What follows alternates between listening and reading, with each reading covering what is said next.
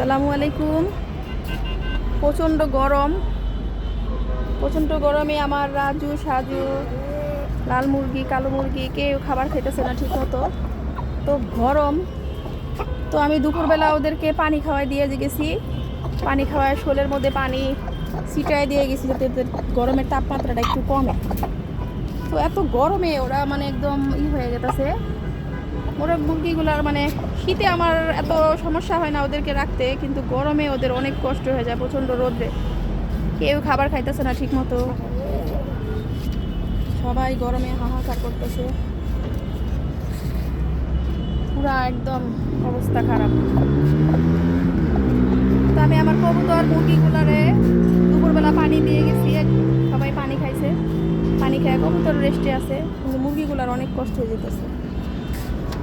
এই যে পশ্চিমের সূর্যটা, পশ্চিমের রোদটা ওদের গায়ে লাগে সরাসরি, তো ওদের অনেক কষ্ট হয়।